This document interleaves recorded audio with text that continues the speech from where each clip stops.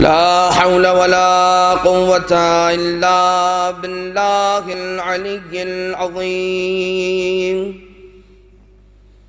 حسبنا الله ونعم الوكيل، نعم المولى ونعم النصير.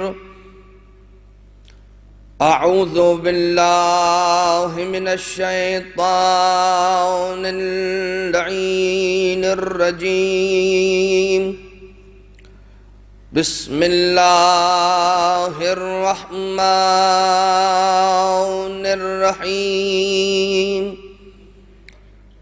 حمدا لك يا ذا الجود والإحسان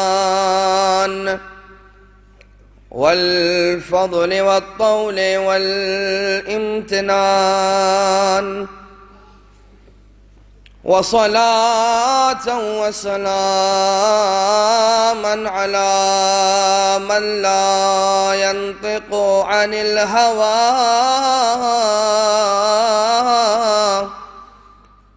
إن هو إلا وحي يوحى.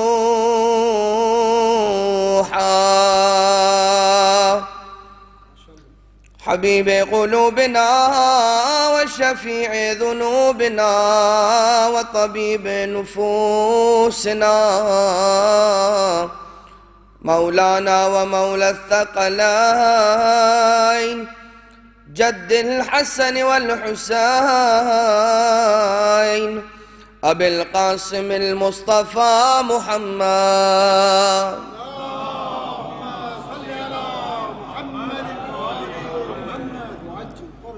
وعلى آله الذين أذهب الله عنهم الرجس وطهرهم تطهيرا.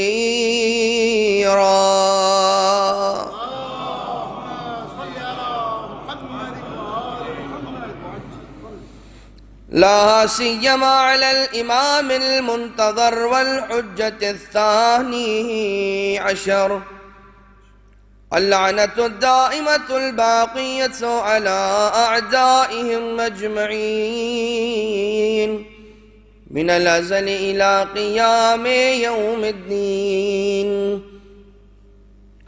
أما بعد، فقد قال الله سبحانه وتعالى في محكم كتابه المبين وفرقانه المجيد وقوله الحق وهو أصدق القائلين.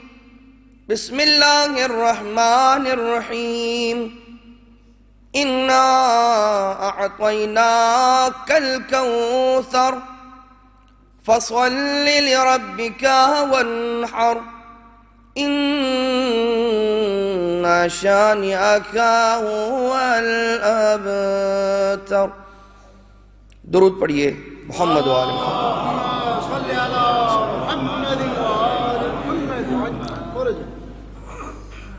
خدا تعالیٰ کا شکر ادا کرتے ہیں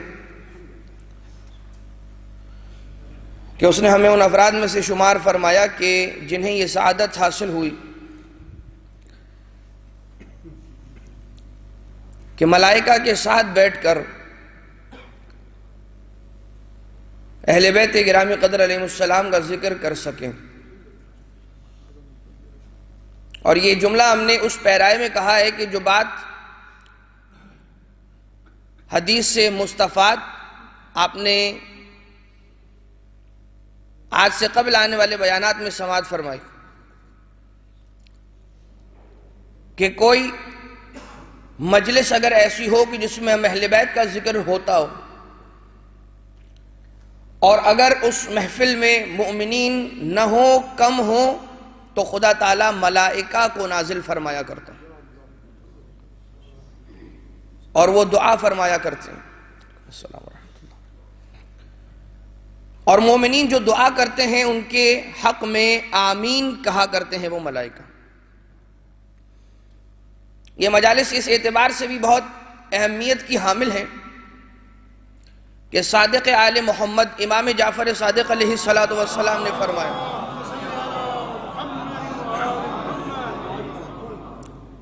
کہ کیا تم بیٹھ کر ہماری حدیثوں کو بیان کرتے ہو؟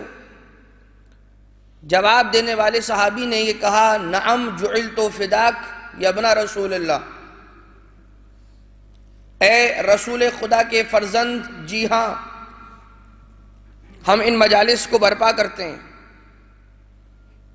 ان تلک المجالس لأحبها، تو پھر یاد رکھو کہ یہ وہ مجالس ہیں کہ جن کو ہم پسند کرتے ہیں، ہمیں یہ محفلیں، ہمیں یہ مجلسیں محبوب ہیں۔ فَأَحْيُوا أَمْرَنَا، ہمارے امر کو زندہ کرو، بس ہمارے امر کو زندہ کرو، ہمارے پیغام کو پھیلاؤ۔ فَرَحِمَ اللَّهُ مَنْ أَحْيَا أَمْرَنَا، اور خدا تعالیٰ اس پر رحم نازل کرتا ہے، اپنی رحمت نازل فرماتا ہے کہ جو ہمارے امر کو احیا کرتے ہیں اور ہماری حدیثوں کو لوگوں تک پہنچاتے ہیں۔ لہٰذا کلام معصوم علیہ السلام کا بیان کیا جانا اور لوگوں تک اس کا ابلاغ خود ایک ایسا عمل ہے کہ جو رحمت الہیہ کو اپنی جانب کھینچنے کا سبب۔ دیگر ایام میں چونکہ عشرہ ایام فاطمیہ سلام اللہ علیہا اپنے اختتامی مراحل میں داخل ہو چکا، اور اس سلسلے کی 7ویں مجلس سے ہم اور آپ استفادہ کر رہے ہیں، اور اس عبادت کو اجتماعی طور پر انجام دیا جا رہا ہے۔ جناب سیدہ کے اعتبار سے مناقب، فضائل، پیغامات، تربیت کے اعتبار سے جو پہلو تھے انہیں بیان کیا جاتا رہا، اور ایک بات پر خاص توجہ دی گئی اور اسے خصوصیت کے ساتھ تاکیداً بیان کیا جاتا رہا، اہل بیت کی محبت، اہل بیت کی محبت، اہل بیت کی محبت۔ اور یہ بات آپ نے سماعت فرمائی کہ جسے تذکرتاً دہرا دوں اور اسے مربوط کر دوں جس بات سے، اس بات سے کہ جو آپ کی خدمت میں عرض کرنا چاہ رہا ہوں۔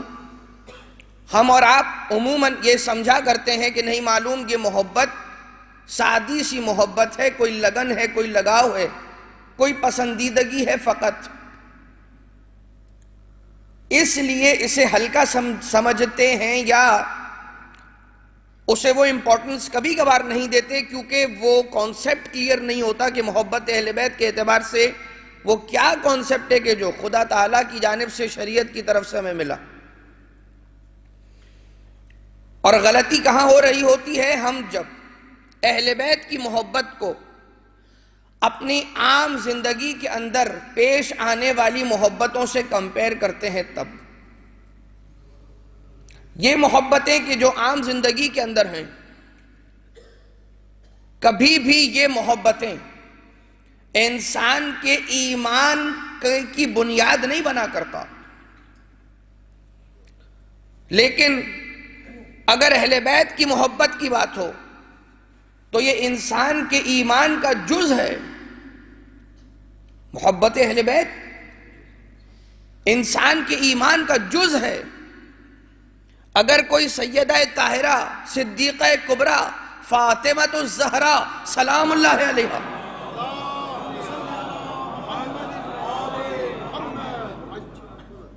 پر ایمان نہیں رکھتا تو دراصل وہ دائرہ اسلام کے اندر وارد نہیں، ایمان کا حصہ۔ اور یہ ایمان اور یہ محبت جب انسان کے دل میں جاگزی ہوتی ہے تو پھر اس کے اعضاء سے ظاہر بھی ہوتی۔ امام معصوم علیہ السلام یہ فرماتے ہوئے نظر آتے ہیں کہ ولایتنا اہل البیت تأکل الذنوب کما تأکل النار الحطب۔ ہم اہل بیت کی جو ولایت ہے، ہم اہل بیت کی جو محبت ہے، یہ گناہوں کو ایسے کھا جایا کرتی ہے کہ جیسے لکڑی کو آگ کھا جایا کرتی۔ اس کے معنی یہ ہوئے کہ اگر کوئی حقیقی محب ہے اہل بیت کا، اگر کوئی حقیقی عاشق ہے اہل بیت کا، اگر کوئی حقیقی شیعہ ہے اہل بیت کا، تو پھر گناہوں سے خود بخود خود کو دور رکھے گا۔ اور اسی محبت کا تقاضا سمجھتے ہوئے خود کو دور رکھے گا. اور پیغامات اہل بیت علیہ السلام کی روشنی میں یہ باتیں آپ ہمیشہ سماعت فرماتے ہی رہتے ہیں. لیکن عزیزان محترم، کیا اثر پیدا کرتی ہے یہ محبت انسان کے ایمان پر، اس کے وجود پر؟ ایک مثال آپ نے کل شب جمعہ کی مجلس نہیں، کل سے پہلی والی مجلس میں آپ نے سماعت فرمایا، اور آپ نے مثال سنی جناب اویس قرنی رضی اللہ تعالی عنہ کی. جناب اویس قرنی کا مقام پیچھے منی در یمنی، در یمنی پیچھے منی. یمن میں ہوتے ہوئے بھی جو اویس قرنی رسول کے سامنے ہو، وہ اویس ایسی رسول سے محبت رکھتا، چاہے رسول کے چہرے کی زیارت نبی کی، رسول کی زیارت کا شرف حاصل بھی کیا اور رسول کے دل میں جگہ بھی پائی. کیوں؟ کیونکہ وہ پیغام کے جو رسالت کا پیغام تھا، شریعت کا پیغام تھا، اسلام کا پیغام تھا، زبان وحی ترجمان سے نکل جانے والا پیغام تھا، اس پر اویس قرنی نے رعایت کرتے ہوئے عمل کیا. اور خود یہ تعلیمات اہل بیت کہ جن پر عمل کرنے کا زور دیا جاتا ہے، اس میں کوئی شک نہیں ہے.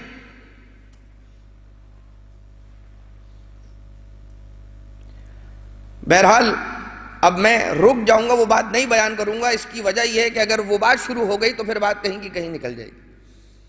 لیکن فقط اتنا سن لیجیے کہ جب اعمال کی طرف توجہ دی جا رہی ہوتی ہے تو محبت سے دور نہیں کیا جا رہا ہوتا، اور جب محبت کی ترغیب دلائی جا رہی ہوتی ہے تو اعمال سے دور نہیں کیا جا رہا ہوتا. میں فقط اشارتاً یہ بات عرض کر رہا ہوں، سمجھدار مجمع ہے، فقط اس کو مزید ذرا سا اور کھول کر بیان اس انداز سے کر دیا جائے کہ جب حسین کی عزاداری کی فضیلت کو بیان کیا جا رہا ہوتا ہے تو نماز کا انکار نہیں کیا جا رہا ہوتا، اور جب نماز کی فضیلت کو بیان کیا جا رہا ہوتا ہے تو ماتم حسین کی فضیلت کا انکار نہیں کیا جا رہا ہوتا. وہ اس لیے کہ اگر کوئی یہ کہتا ہے کہ بس حسین حسین کر لیا، اب نماز کیا پڑھنی، وہ مناسب عمل انجام نہیں دے رہا. اور جو نماز پڑھ رہا ہے اور ماتمی کو حقیرانہ نظروں سے دیکھ رہا ہے، ارے یہ ماتمی، انہیں کیا پتا، یہ تو ساری رات ماتم کرتے ہیں، نماز فجر پڑھے بغیر سو جاتے ہیں، انہیں کیا پتا یہ کون ہے. لیکن بات یہ ہے کہ جیسا ماتم وہ ماتمی کر رہا ہے، ویسا یہ بہت ساری نمازیں پڑھنے والا، مفاتیح الجنان کے بہت سارے مستحب اعمال کرنے والا ساری رات کھڑے ہو کر اس میں اتنی طاقت نہیں ہے کہ ماتم کر رہا ہے. یقیناً یہ ماتم کرنا، خود کو پیٹنا اور سینہ کو بھی کرنا، سینہ زنی کرنا، جزء محبت حسین کے اور کچھ بھی نہیں ہے. یہ محبت ہی وہ طاقت ہے کہ جو انسان کو اس بات پر آمادہ نہیں کرتی، سکون دیتی ہے کہ اگر کوئی اور آ کے وہ عمل انجام دے دے تو پھر، یعنی کہ جب تک میں خود اپنے سینے پر ماتم کرتا رہوں ٹھیک ہے، کسی اور نے آ کر ذرا سا بھی ہاتھ اگر کہیں بھی میرے شانے پر مارا، میرے چہرے پر مارا تو میں غضبناک ہو جاؤں گا. تھوڑی دیر پہلے تک بھی تو میں خود کو مار ہی رہا تھا، لیکن وہ حسین کے نام پر اگر ہوگا تو ماتم کہلائے گا، اور پھر وہ سکون دے گا. اور یہ غم وہ غم ہے کہ جو انسان کو خوشی دیتا ہے. لیکن عزیزان محترم، کبھی بھی یہ نہیں کہا جا رہا، صرف اور صرف وہ گیپ ہے کہ جس گیپ کو دور کر دیا جائے. مجھے فقط اتنا بتائیے، وہ ماتمی، وہ حسین کا عزادار کہ جو ساری رات جاگ کر ماتم کر رہا ہے، کبھی فجر کے وقت کے وارد ہونے کے بعد بھی اگر سو رہا ہے، کبھی فجر سے 10 منٹ پہلے بھی سو رہا ہے، اگر اسے مناسب انداز میں پیغام سمجھایا جائے، یہ کیسے ہو جائے گا کہ ساری رات 5 گھنٹے ماتم کرنے والا 5 منٹ انتظار کر کے نماز پڑھے بغیر سو جائے؟ یہ نہیں ہو سکتا. کوئی گیپ ہے کہ جس گیپ کو فل کرنا ہے، اور وہ گیپ صرف اور صرف ایک ہی چیز سے فل ہوگا، محبت، پیار، بس احترام۔ ہم ایک دوسرے کو احترام دینا سیکھیں، کبھی شکایت نہ کریں کہ وہ میرا احترام نہیں کرتا اور وہ میرا احترام نہیں کرتا، فقط یہ دیکھیں کہ آپ اس کا احترام کرتے ہیں یا نہیں۔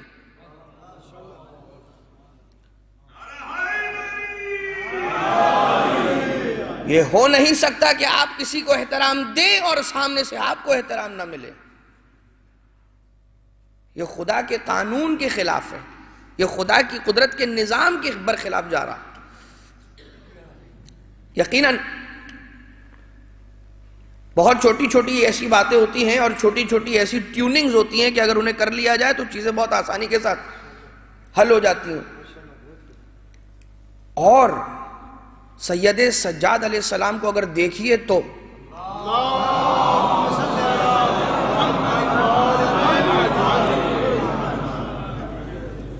عجیب مثال ہے سید ساجدین علیہ السلام کی۔ جب آ رہے ہیں، تشریف لے جاتے ہیں وضو خانے میں، اور ایک مرتبہ وضو کا پانی سامنے آیا۔ جو نماز نہ پڑھتا ہو وہ وضو کے پانی کو دیکھ کر حسین کی پیاس کو کیسے یاد کرے گا؟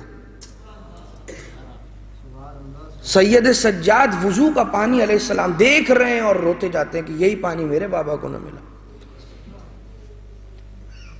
سجدے میں جاتے اپنے بابا کے سجدے کو یاد کرتے ہیں۔ نماز ختم ہوتی ہے، اس کے بعد اتنا گریہ کرتے ہیں، اتنا گریہ کرتے ہیں، ریش مبارک تر ہو جاتی ہے۔ تعقیبات پڑھی نہ پڑھی، اپنے بابا پر گریہ ضرور کرتے ہیں نماز کے بعد۔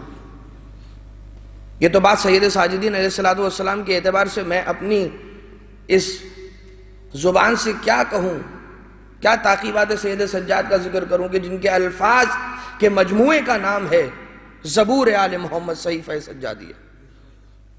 میری کیا بساط کہ میں سید سجاد کی عبادت کا ذکر اپنی اس زبان سے کرنے کی کوشش کروں، میری کیا بساط ہے، میری کیا اوقات ہے۔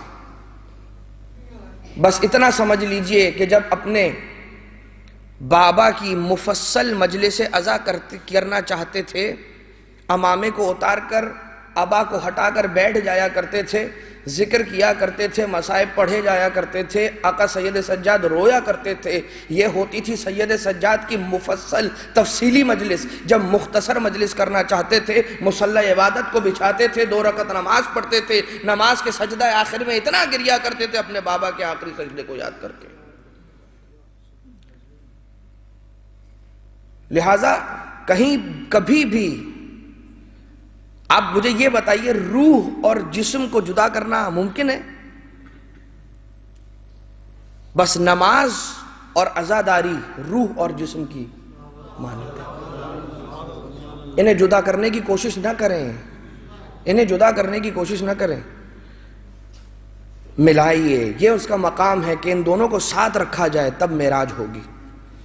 سارے مل کر درود بھیجئے محمد و آل محمد۔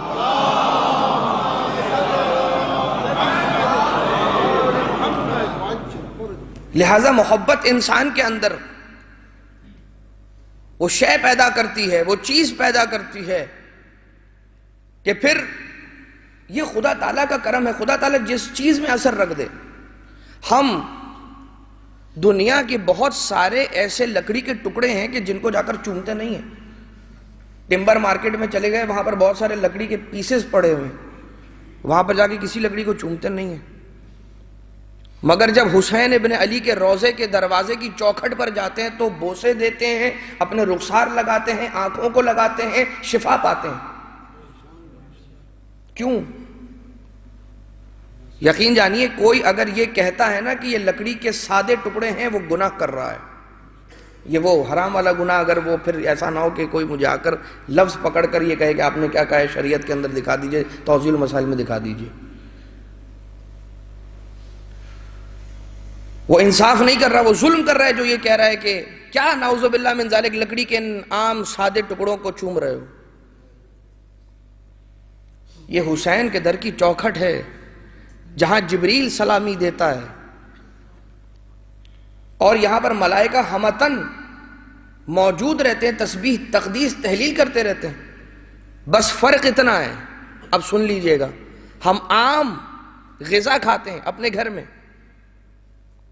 یہ تو اور بات ہے. اچھا چلے، ہم ایک عام غذا کھاتے ہیں گھر میں اور ہم نیاز امام حسین علیہ السلام تناول کرتے ہیں، مگر گھر کی عام غذائیں کھاتے رہیے، سالوں تک شفا نہیں ملے گی.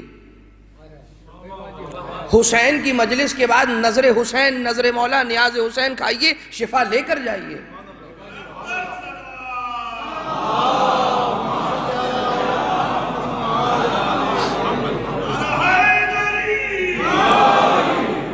کیوں؟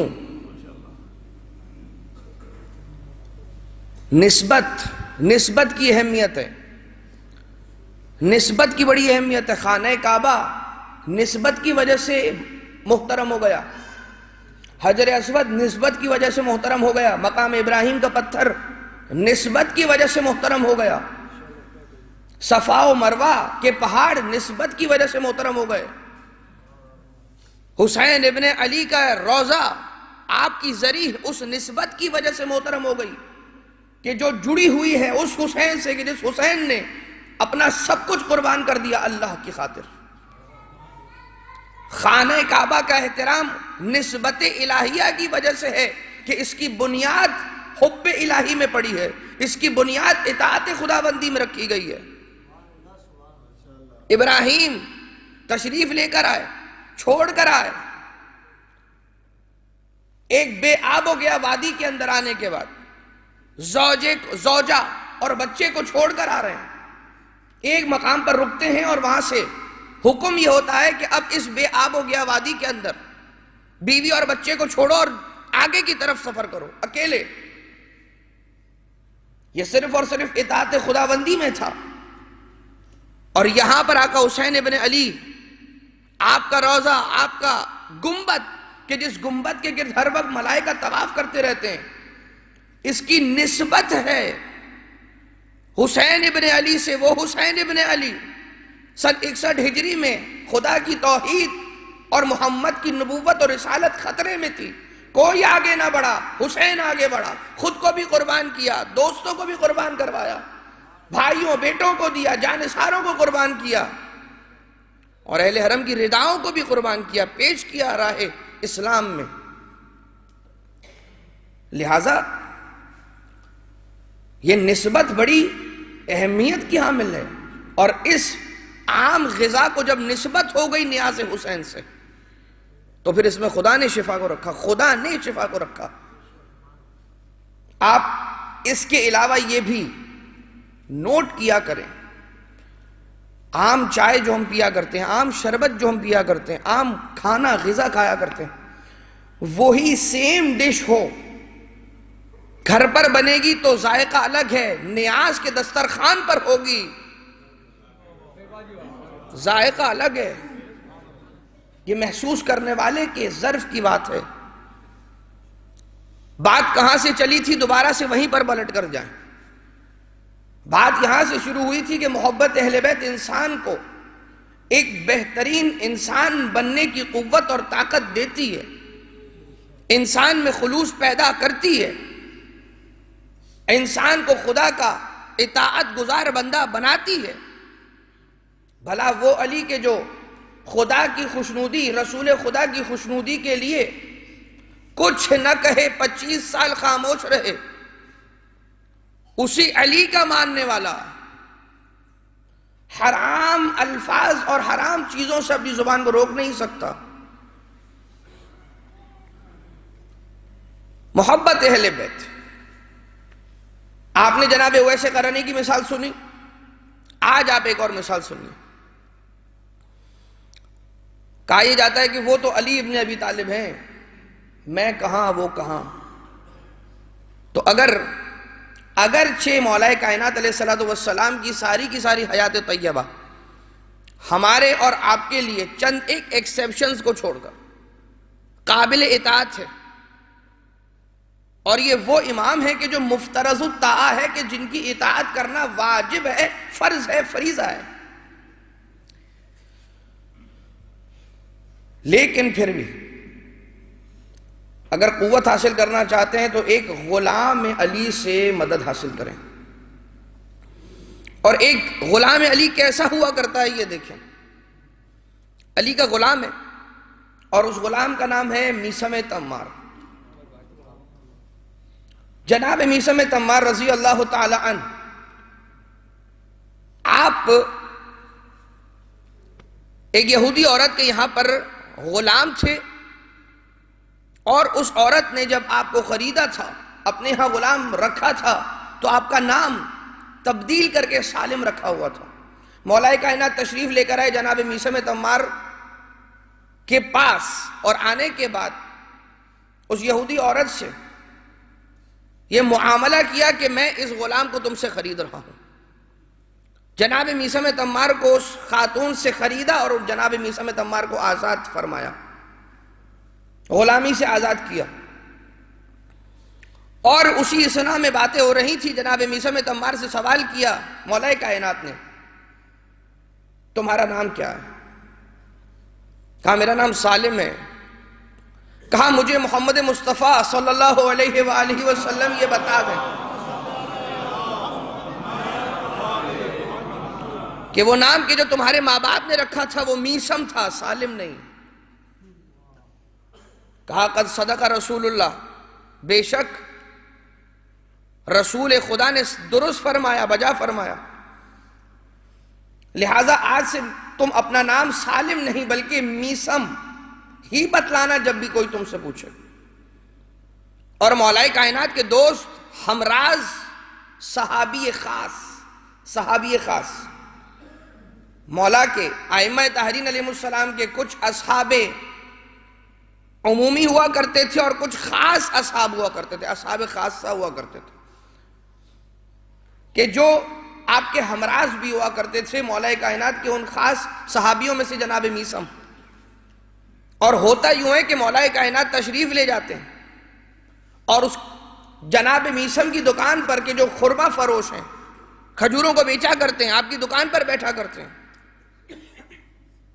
اور اس انداز سے تربیت ہو رہی ہے کہ کبھی ایک ایسا واقعہ ہوا کہ جناب میثم کی دکان پر مولا کائنات تشریف فرمائے، سامنے سے ایک جنازے کا گزر ہوا، مولا کائنات کھڑے ہو گئے اپنی جگہ سے، میثم بیٹھے رہے۔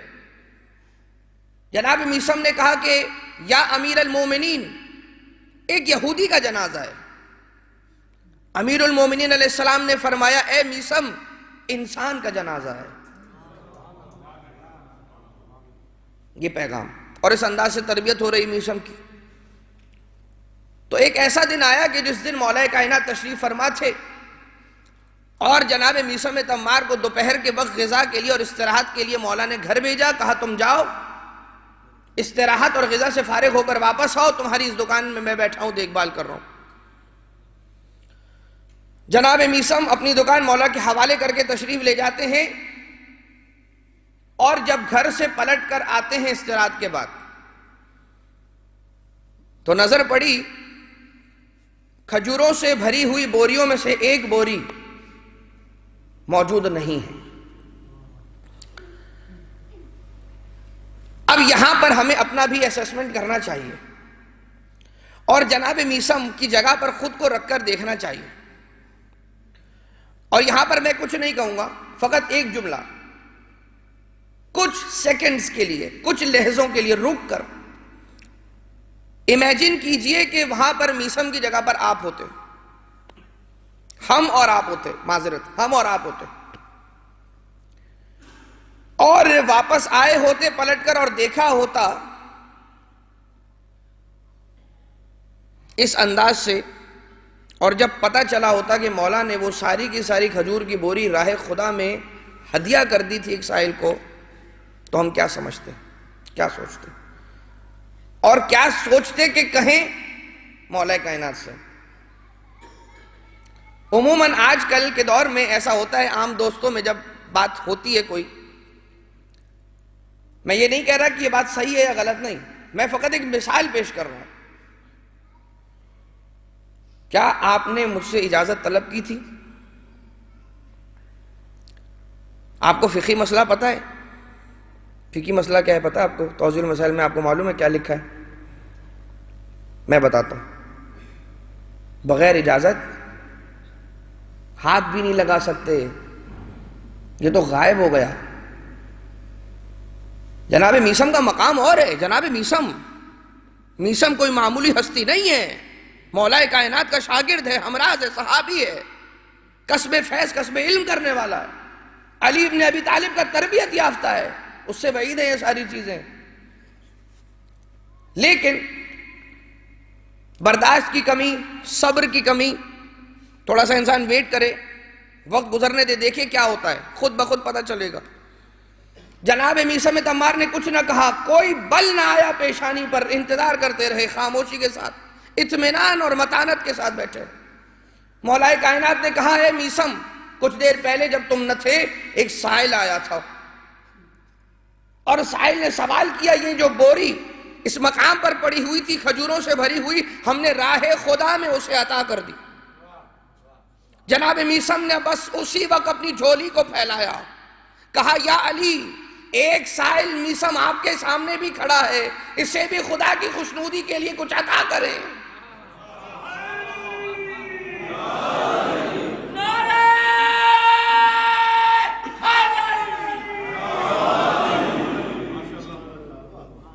یہ ہے مقام میثم تمار۔ علی کا غلام ہو تو اس کی شان یہ ہے۔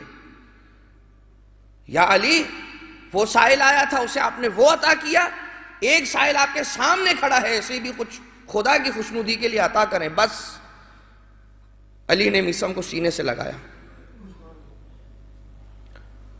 اور سینے سے لگاتے جاتے ہیں اور کہتے جاتے ہیں، اے میثم، حکم خدا سے تمہیں علم المنایا والبلایا ہدیہ کر رہا ہوں۔ اور علم المنایا والبلایا کون سا علم ہے؟ زمانہ آئندہ کا علم، زمانہ مستقبل میں آنے والے واقعات کا علم۔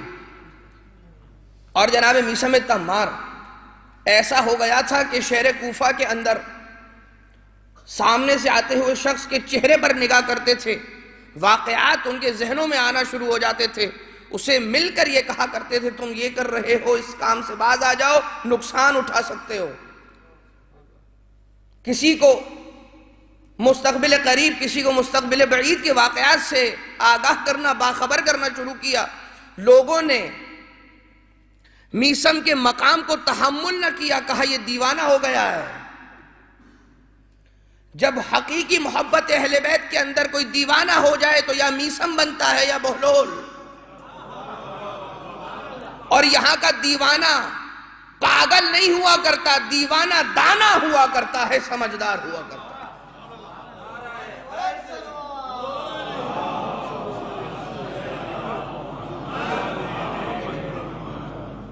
جناب میثم، اور اب سنیے واقعہ، شہر کوفہ کا ہی واقعہ، یہ جز محبت علی کے اور کوئی شے نہیں ہے کہ جو میثم میں اتنی طاقت پیدا کر رہی ہے۔ سب سے قوی ترین شے، بہرحال جناب میثم اپنی سواری پر تشریف لے جا رہے ہیں، شہر کوفہ ہے، یہاں سے میثم جا رہے ہیں، سامنے سے اپنی سواری پر بیٹھے ہوئے جناب حبیب ابن مظاہر آ رہے ہیں۔ جانتے ہیں وہی حبیب کے جو دوست ہیں آقا حسین کے، خط لکھا تھا کربلا سے کوفہ، خط بھجوایا تھا، تقریباً 85 کلومیٹر کا فاصلہ کربلا اور کوفہ کے درمیان۔ اور جناب حبیب تشریف لے کر آ رہے ہیں اپنی سواری پر، اور جناب میثم سامنے سے آ رہے ہیں۔ جناب میثم کا طریقہ کار جس انداز سے تھا، انہوں نے اسی طریقے سے سلام کیا جناب حبیب کو۔ میرا سلام ہو اس حبیب پر کہ جو فرزند رسول حسین ابن علی کے ساتھ ہم رکاب ہو کر جام شہادت کو نوش کرے گا۔ حبیب کے جواب سلام کو سنیے، لطیف ہے۔ میرا بھی سلام ہو اس میثم پر کہ جو حب علی میں سر دار لٹکایا جائے گا۔ میثم کی یہ فضیلت تو سب جانتے تھے، حبیب سے اس انداز سے جواب سلام کو سن کر میثم پر لرزہ طاری ہو گیا۔ اے حبیب، مجھے تو علی ابن ابی طالب سے ملا، تمہیں یہ علم کہاں سے ملا؟ کہا میرے اور تمہارے علم کا منبع اور مصدر ایک ہی ہے، تمہیں علی سے ملا، مجھے فرزند علی سے ملا۔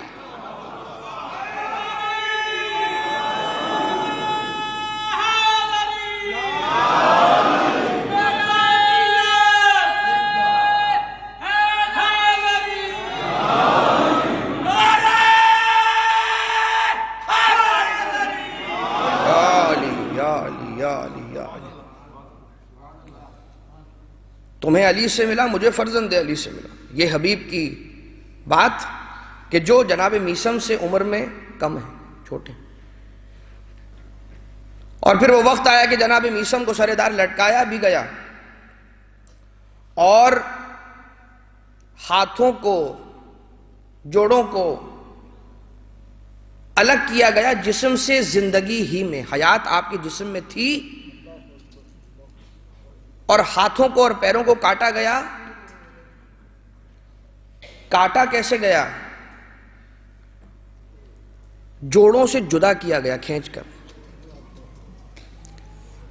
یہ مصائب اگر آپ تصور کریں تو انسان کا سننا اتنا دردناک ہے. میثم نے برداشت کیسا کیا ہوگا؟ شاید چیخے ہوں گے، شاید آواز بلند ہوئی ہوگی، نہیں، درد ہی محسوس نہیں ہوا میثم کو. محبت علی میں ایسے ہو گئے تھے میثم کہ اس وقت کے جب سر دار اس درخت پر لٹکائے گئے تھے، لوگ جو جمع ہو گئے تھے ان کا تماشا دیکھنے کے لیے، انہیں کہا کہ ذرا قریب قریب آ جاؤ. اب جب تم جمع ہو گئے ہو تو میرا تماشا دیکھنے سے بہتر ہے کہ آؤ تمہیں میں علی ابن ابی طالب کے وہ فضائل سنوں کہ جو خود رسول اکرم نے اپنی زبان سے بیان کیے تھے.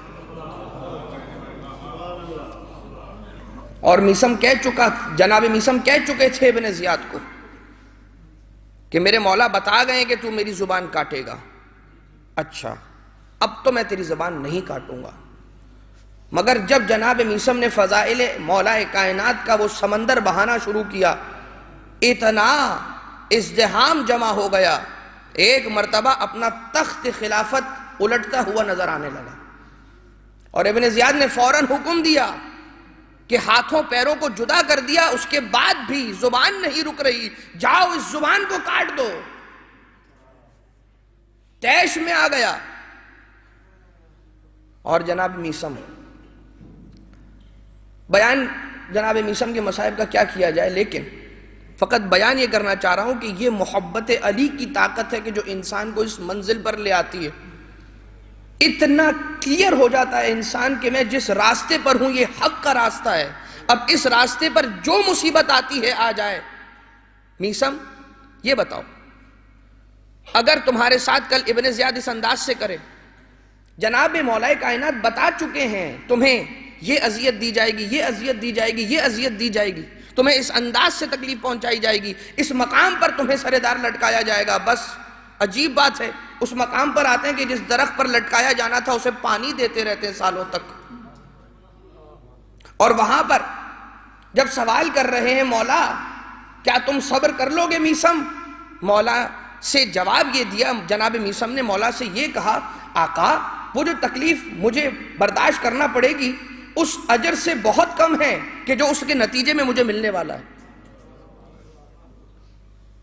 اے میثم تو پھر بس یاد رکھو تمہارا مقام ہمارے مقام سے منسلک جڑا ہوا ہوگا، جنت میں تم ہمارے ساتھ جگمگاتے ہوئے نظر آؤ گے.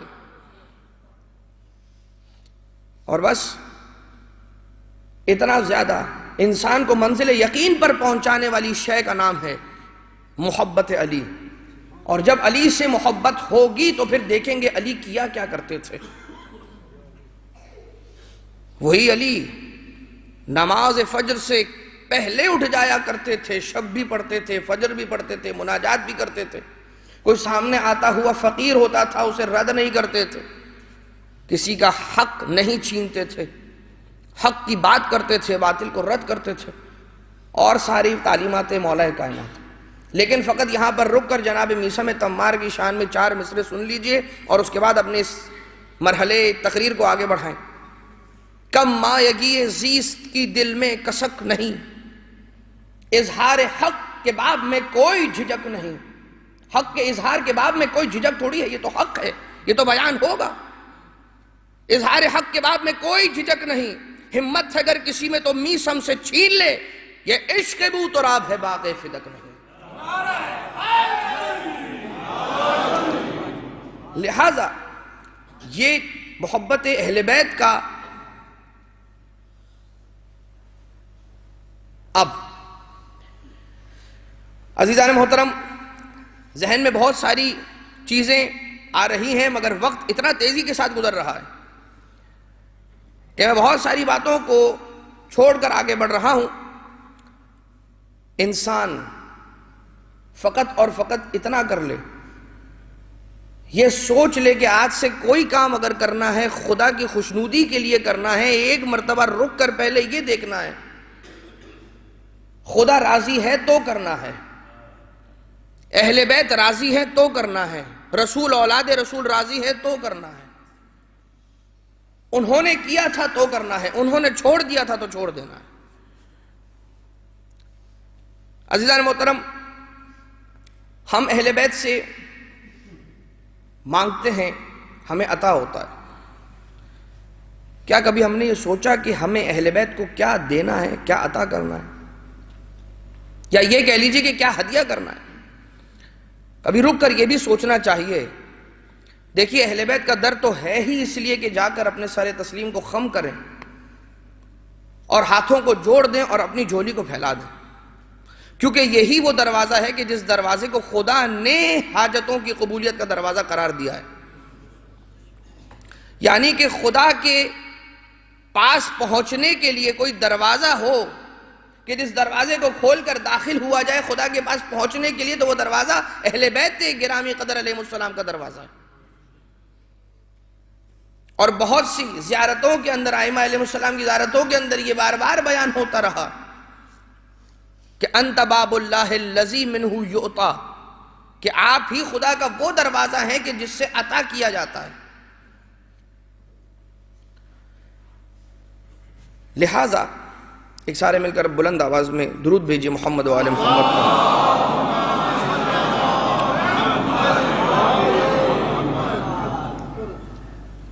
خصوصیت کے ساتھ اب شیخ وحید خراسانی کا ایک سکھایا ہوا عمل یا ان کی وہ نصیحت کے جو 3 نکاتی نصیحت ہے، انشاءاللہ اب وہ کل کی مجلس میں آپ کی خدمت میں بیان کی جائے گی، کیونکہ وقت دامن وقت میں اب گنجائش نہ رہے. لیکن عزیزان محترم، یہ بات شیخ عباس قمی کے حوالے سے سن لیجئے.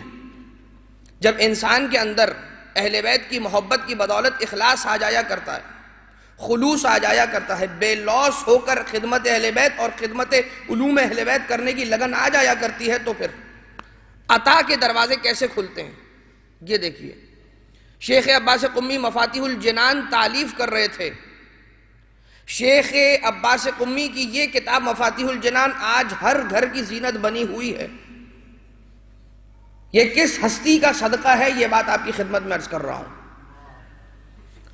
شیخ عباس قمی جب یہ مفاتیح الجنان تالیف کر رہے تھے، جنت کی چابیاں یا جنتوں کی چابیاں، تو ایک ساتھی نے یا کسی استاد نے یا کسی کولیگ نے آ کر دیکھا کہ آپ یہ کام کر رہے ہیں، یعنی کہ دعاؤں کو جمع کر رہے ہیں، زیارتوں کو جمع کر رہے ہیں، اعمال سنہ یعنی کہ پورے سال کے جو مہینوں کے اعمال ہیں انہیں جمع کر رہے ہیں. تو جب یہ کام دیکھا تو ایک مرتبہ آپ سے یہ کہا کہ اے عباس یا اے شیخ عباس، یہ کام کہ جو آپ کر رہے ہیں، اس طرح کے بہت سارے کام پہلے آپ سے علماء کر چکے ہیں. یعنی کہ بہت ساری ایسی زیارت اور دعاؤں کی اور اعمال کی کتابیں موجود ہیں کہ جن پر کام کیا گیا، انہیں تالیف کیا گیا اور وہ مارکیٹ میں موجود ہیں، مگر ہمیں اور آپ کو اس کے نام معلوم نہیں ہیں. اقبال الاعمال ہو گئی، کامل الزیارات ہو گئی، تقویم الشیعہ ہو گئی، اور بہت ساری ایسی کتابیں، مگر اس کا نام ہمیں معلوم نہیں ہے، ان کتابوں کا نام ہمیں معلوم نہیں ہے، ہمیں یاد نہیں ہے. البتہ شیخ عباس قمی کہ جو اس زمانے کے بعد آنے والے علماء، یعنی وہ زمانہ کہ جس زمانے کے اندر علماء اعمال کی اور زیارات کی اور دعاؤں کی کتابیں جمع کر کے گزر گئے، اس کے بعد آنے والے جناب شیخ عباس، آپ ایک ایسی کتاب تالیف فرما گئے کہ جو آج ہر گھر کی زینت بنی ہے. تو وہ یوں ہی نہیں ہوا ہے. جب اس آنے والے نے آپ سے یہ جملہ کہا اور ایک مرتبہ آپ کے حوصلے پست ہونا شروع ہوئے، تو آپ نے خود کو سنبھالا ایک نیت کرنے کے ذریعے سے. اس وقت آپ نے جناب شیخ عباس نے کیا نیت فرمائی، وہ سماعت فرمائے. کہتے ہیں کہ جب یہ مجھ سے کہا گیا تو میں نے اس پر غور کیا اور بات حقیقت سے بہت قریب تھی کہ ایسا تھا. اس ٹاپک پر اور بھی بہت ساری کتابیں لکھی جا چکی تھیں اور عین ممکن تھا کہ میں بھی اسی سیم ٹاپک پر ایک اور کتاب لکھ دیتا، تو جس طرح سے ان کتابوں کو نہیں پڑھا جا رہا تھا شاید اس کتاب کو بھی لوگ فراموش کر دیتے۔ تو میں نے یہ سوچا، اے خدا میں یہ کتاب تالیف کر رہا ہوں تیری خوشنودی کے لیے، تو ضرور ثواب کا حقدار قرار پاؤں گا تیری بارگاہ سے، مگر اے خدا میری اس محنت اور کاوش کا ثواب مجھے نہ دینا، دختر پیغمبر فاطمہ الزہرا سلام اللہ علیہا کی بارگاہ میں ہدیہ کر دینا۔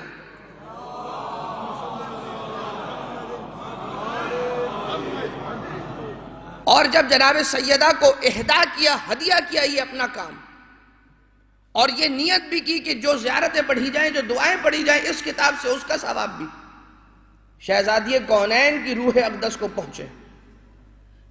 آج دیکھیے کہ کیا مقام دیا ہے شہزادی کونین نے جناب شیخ عباس قمی کو۔ فقط ایک ایسی کتاب نہیں ہے کہ جو فقط ایک مفاتیح الجنان ہی نہیں تالیف کیا آپ نے، بلکہ اس سے زیادہ محنت طلب کام۔ سفینۃ البحار 20 سال میں آپ نے ایک کتاب لکھی، 20 سال لگائے اپنی زندگی کی، اور ایک کتاب لکھی کہ جو 8 والیومز پر ہے، 8 جلدوں پر ہے، جس کتاب کا نام ہے سفینۃ البحار۔ اور یہ سفینۃ البحار خلاصہ ہے بحار الانوار کا کہ جو 110 جلدوں پر محیط ہے۔ ان 110 جلدوں کو پڑھنا، انہیں سمجھنا اور ان سے اخذ کر کے خلاصہ وار حدیثوں کو جمع کر کے لوگوں کے سامنے پیش کرنا بڑی محنت کا کام ہے، مگر مفاتیح الجنان کو آج سب نے یاد رکھا۔ شہزادی کے نام کی مہر جو لگ چکی تھی، مہر جو ثبت ہو چکی تھی آپ کی اس محنت پر، اور یہی شیخ عباس قمی۔ یقین تو دیکھیے اس غلام در علی کا، یقین دیکھیے، بیٹا بیمار ہوا، بخار کی کیفیت کے اندر ہے، زوجہ لے کر آتی ہے، ایک مرتبہ جوشاندہ کو لائے، اور لانے کے بعد بابا کے حوالے کیا کہ اسے ذرا حل کرنا ہے، بیٹے کو حل کر کر پلانا ہے تاکہ کچھ بخار کی کیفیت کے اندر افاقہ ہو سکے، مگر چمچہ لانا بھول گئی، خاشوق لانا بھول گئی۔ واپس جاتی ہیں، جب چمچہ لے کر آنا چاہتی ہیں، خاشوق لے کر آنا چاہتی ہیں کہ اس کے ذریعے سے حل کریں، آ کر ایک عجیب منظر دیکھا، اپنی انگشت اپنی انگلیوں کے ذریعے سے اس جوشاندہ کو حل کر رہے تھے۔ کہا یہ چمچہ آپ کی خدمت میں حاضر ہے۔ یہ ترک کر کے اپنی انگشت کے ذریعے سے کیوں؟ کہا میں نے سوچا کہ جن انگلیوں کے ذریعے سے میں نے سالوں حدیث اہل بیت کو لکھا ہے، کیا ان انگلیوں میں وہ اثر نہیں پیدا ہوا ہوگا؟ یقین جانیے اہل بیت کے کلام کو ہلکا نہ لیجئے کبھی بھی۔ ہوتا ہے ایسا، ہم دنیا کی مٹیریلزم کے اندر اتنا غرق ہوتے جا رہے ہیں، اتنا غرق ہوتے جا رہے ہیں، جو ٹرینڈ دنیا کی جانب سے سیٹ کر دیا جاتا ہے، ٹیکنالوجی کی جانب سے سیٹ کر دیا جاتا ہے، بس وہی ٹرینڈ بن جاتا ہے۔ اہل بیت علیہ السلام کی عظمت سے کوئی آگے نہیں بڑھ سکتا، کوئی شے آگے نہیں بڑھ سکتی۔ اور اس وقت جتنا علم اس دنیا کے اندر موجود ہے، یہ سب در اہل بیت کی بھیک ہے جو تقسیم ہوئی ہے۔ لہٰذا کبھی بھی یہ نہ کہیں کہ اچھا جب کوئی ایسا نام آ جائے، جان، ایڈم، تھامسن، ایڈیسن، اینسٹائن، اچھا انہوں نے کہا تھا، وہ یہ تو پھر ضرور یقین کرنے والی بات ہے۔ اور دوسری جانب اگر کوئی حدیث پیش کرتا ہوا یہ بیان کرے، کہے کہ جانتے ہیں چھٹے امام کی حدیث میں آیا تھا، اچھا حدیث میں آیا تھا، اچھا ٹھیک ہے۔ ہمارا انداز ہی بتا دیتا ہے کہ ہم کتنی اہمیت دے رہے ہیں کس بات کو۔ کلامکم نور وعلمکم رشد ووصیتکم التقوی۔ بس اس دعا کے ساتھ اس مجلس عزا، اس فرش عزا کا صدقہ ہمیں یہ عطا ہو خدا کی جانب سے کہ معرفت اہل بیت میں اضافہ فرمائے، محبت اہل بیت ہمارے دلوں میں اس انداز سے جاگزی ہو جائے کہ ہم سارے کے سارے حقیقی شیعیان حیدر کرار بن سکیں، اور جس راستے پر چلنے کی تلقین کر کے گئے ہیں اہل بیت، اسی راستے پر گامزن ہوتے ہوئے کامیابیوں کی چوٹیوں کو سر کریں۔ اور انشاءاللہ آنے والا کل وہ روز ہے کہ جس روز اس سارے کے سارے سلسلے کی آخری مجلس بھی ہے، ایام فاطمیہ کے سلسلے میں ہونے والی 8 مجلسوں میں سے آخری مجلس انشاءاللہ کل، اور بہرحال کل ایک ایسا دن ہے کہ جس دن ایک اور ایسا یا ایسی مناسبت ہے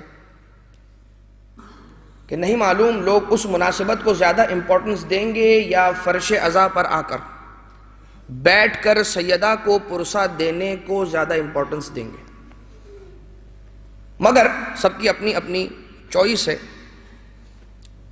اتنا ضرور یاد رکھیے گا کہ دنیا بھر میں جہاں پر بھی فاطمیہ کی مجالس کا انعقاد ہوتا ہے، کہیں پر 3 مجالس، کہیں پر میکسیمم 5 مجالس، یقیناً خوش قسمت ہیں آپ۔ سلسلہ مجالس 8 مجالس کا سلسلہ اس مقام پر منعقد کرنے کی اجازت بھی ملی حکومت کی جانب سے بھی، کہ جن کا ہم تہہ دل سے شکریہ ادا کرتے ہیں۔ یقین جانیے کہ خدا تعالیٰ اہل بیت علیہ السلام بندوں کو چن کر ان سے کام لیتے ہیں، اور جس جس کی محنت ہے سارے سلسلے کے اندر بہرحال اجر کے اعتبار سے اس کا حصہ موجود ہے خدا کی بارگاہ سے۔ اب وہ چاہے میجر جاسم ہو کہ جن کی اجازت کے بغیر یہ سلسلہ منعقد ہو ہی نہیں سکتا تھا، چاہے وہ حکومت شارجہ ہو کہ جن کا شکریہ ادا کیا، یقیناً آپ یقین جانیے تشکر کے مستحق ہیں، اور اس کے علاوہ آپ تمام کے بھی شکر گزار ہیں خود امام بارگاہ کی جانب سے کہ جو فرش عزا کی زینت بنے یہاں پر تشریف لا کر۔ اور اس کے بعد منگل کی رات اور بدھ کی رات 2 مجالس انشاءاللہ بسلسلہ وفات شہزادی ام البنین مادر باب الحوائج جناب ابو الفضل العباس کے اعتبار سے انعقاد کی جائے گی۔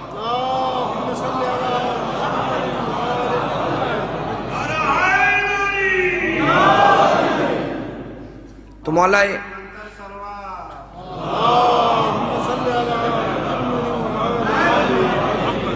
لہٰذا مولا باب الحوائج علیہ السلام کو بھی پرسہ پیش کرنے کے لیے ضرور تشریف لے کر آئیے گا۔ اور جیسا کہ بات پہلے بیان ہو چکی ہے کہ اہل بیت یہ جو فرش عزا ہے یہاں سے رزق تقسیم ہوتا ہے، اور رزق کی 2 قسمیں ہیں، رزق حقیقی، رزق معنوی۔ رزق حقیقی مال، دولت، اولاد، جاہ و شم، عزت، شہرت، صحت، عافیت، زندگی، طول عمر۔ معنوی رزق کیا ہے؟ علم، معرفت، محبت اہل بیت، سعادت زیارت، اور خود اس محفل میں بیٹھنے کا شرف کہ جس محفل میں سیدہ بھی تشریف لائی ہوں، ائمہ طاہرین علیہ السلام بھی تشریف لائی ہوں، کہ جہاں پر ان کی موجودگی کی وجہ سے خصوصی رحمتیں ہوا کرتی ہیں۔ لہٰذا یہاں پر کچھ نبی کہا جائے تو فقط اگر ایک جملہ کہہ کر آگے بڑھ جایا جائے تو کافی ہوگا، کہ کہا جاتا ہے نا کہ انسان جہاں پر بھی جاتا ہے وہ خود نہیں جاتا ہے، اس کا رزق اسے کھینچ کر لے جایا کرتا ہے۔ لہٰذا انشاءاللہ جو آئے گا، جس کا رزق یہاں پر لکھا ہوگا وہ ضرور تشریف لے کر آئیں گے، اور باب المراد باب الحوائج آقا ابو الفضل العباس علیہ السلام کو ان کی مادر گرامی کا پرسہ پیش کریں گے۔ منگل اور بدھ کی رات جو مجالس ہونے والی ہیں، ایک مرتبہ سارے مل کر قبولیت اعمال کی نیت سے بلند درود بھیجیے۔ محمد و آل محمد۔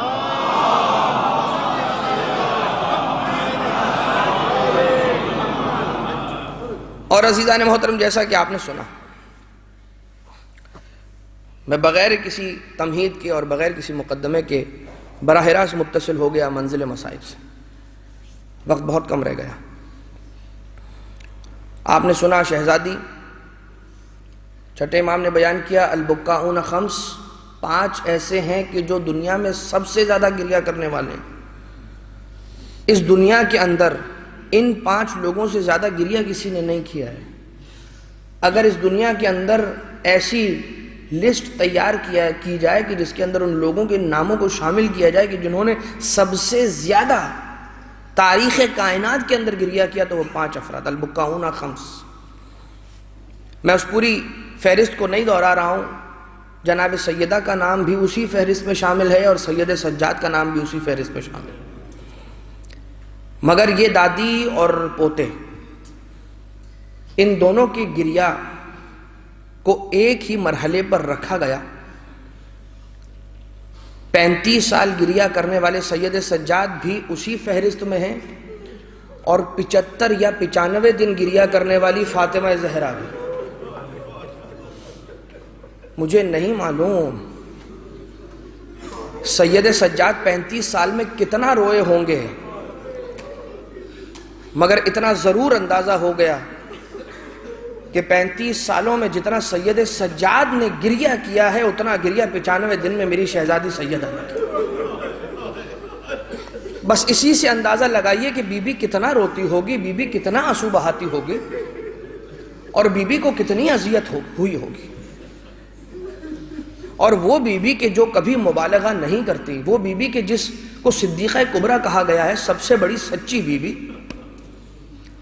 اس بی بی کے زبان سے قبر رسول پر گر جاتی ہیں اور قبر بابا پر خود کو گرا کر کہتی ہے، صبت علیہ مصائب لو انہا صبت علیہ ہم سرنا لیالیا۔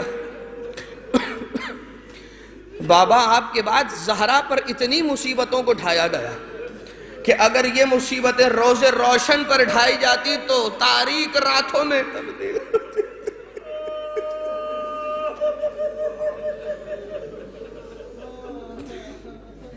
بس عزیزو، یہ بی بی ہے آج بھی شکستہ پہلو کے ساتھ اپنے بازو پر کوڑے کا نیل کے لیے ساتھ تشریف لے آتی ہے ہر اس مجلس میں کہ جہاں پر اس کے بیٹے، مظلوم بیٹے حسین کا پرساد لے۔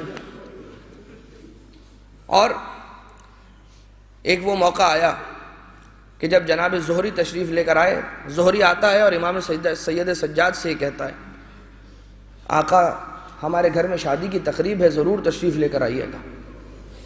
آقا سید سجاد نے یہ کہا کہ اے زہری، تو جانتا ہے کہ واقعہ کربلا کے بعد ہم نے خوشی کی محفلوں میں شرکت کرنا بند کر دیا۔ آقا ہمارے ہاں ولادت کا موقع تھا، آپ تشریف نہ لائے، شادی کا موقع آیا، خوشی کا کوئی موقع ہوا، آپ تشریف نہ لائے۔ اے آقا آپ یہ بتائیے کہ اگر آپ کو اپنے گھر دعوت دینا چاہوں تو کیا کرنا ہوگا؟ آقا سید سجاد نے کہا، اگر تو ہمیں اپنے گھر بلانا چاہتا ہے تو ہمارے بابا کی مجلس عزا کا انعقاد کر۔ سید سجاد چلا آئے گا۔ بس آقا سید سجاد کے کہنے پر زہری نے اپنے گھر میں ایک مجلس عزا کا انعقاد کیا۔ بس مجلس عزا کا شروع ہونا تھا، ایک وہ مرحلہ آیا کہ جب سید سجاد تشریف لے کر آتے ہیں اس محفل کے قریب، زہری جاتا ہے، آقا سید سجاد کو لے کر صدر محفل میں بٹھایا ممبر کے پاس کہ جہاں پر ذاکر آقا کے فضائل و مصائب کو پڑھ رہا تھا۔ دیکھتے ہی دیکھتے وہ موقع آیا کہ جب مصائب اہل بیت کا ذکر شروع ہوا، آقا سید الشہداء ابا عبداللہ کے مصائب کو ذکر کیا جانے لگا۔ ایک مرتبہ جیسے ہی محفل پر رقت طاری ہوئی، لوگوں کے گریہ کی صدا کو بلند ہوا، ایک مرتبہ جب دوران گریہ زہری نے دیکھنا چاہا آقا سید سجاد کو، جس مقام پر سید سجاد کو بٹھایا تھا، آقا سید سجاد اس جگہ پر نہ تھے، آقا کو ڈھونڈنا شروع کیا۔ ڈھونڈتے ڈھونڈتے یہ زہری چلا پہنچا اس مقام پر کہ جہاں پر عزاداروں نے اپنی جوتیوں کو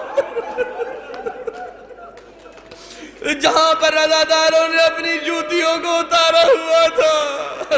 عزاداروں اپنے مقام کو سمجھ رہے ہو، مزید بیان سنو، ابھی بیان ختم نہ ہوا۔ زہری نے اختتام محفل پر پوچھا، اے آقا سید سجاد، آپ کو ممبر کے قریب بٹھا، آپ اس مقام پر کیوں تشریف لے گئے کہ جہاں پر عزاداروں نے اپنی جوتیوں کو اتارا تھا؟ کہا جب مصائب شروع ہوئے میں نے دیکھا میری دادی فاطمہ زہرا اسی مقام پر آ کر بیٹھی ہے کہ جہاں پر عزاداروں نے اپنی جوتی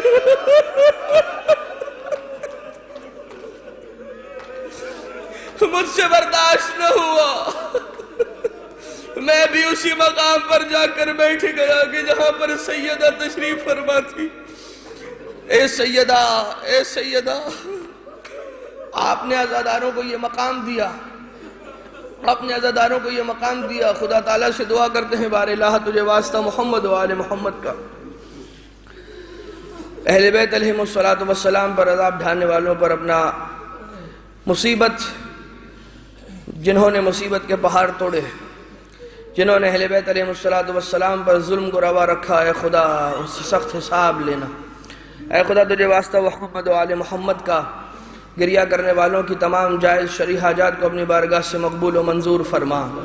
اے خدا حاضرین محفل کی تمام مشکلات کو حل فرما۔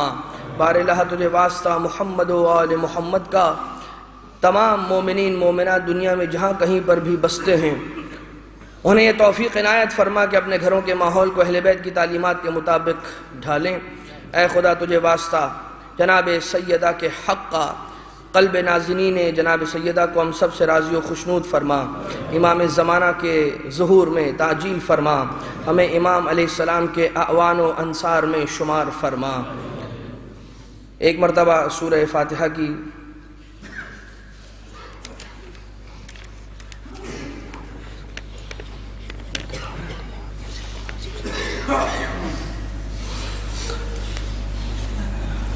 سورہ فاتحہ کی تلاوت کی التماس ہے۔ وہ تمام نام، وہ تمام مومنین مرحومین مرحومات کہ جن کے نام اس فہرست میں لکھے ہوئے ہیں، فہرست طویل ہے۔ خدا تعالیٰ ہمارے دلوں کے حالوں کو جاننے والا ہے اور خدا ان ناموں کو بھی جاننے والا ہے۔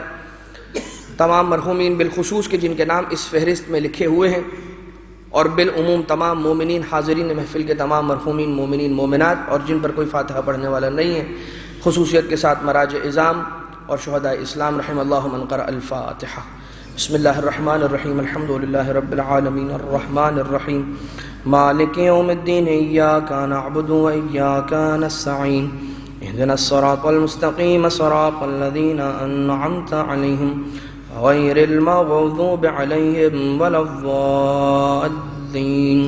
اللہم اغفر للمؤمنین والمؤمنات والمسلمین والمسلمات الاحیاء منہم والاموات، تابع بیننا وبینہم بالخیرات، انکا مجیب الدعوات، انکا علی کل شیء قدیر، برحمتک یا ارحم الراحمین۔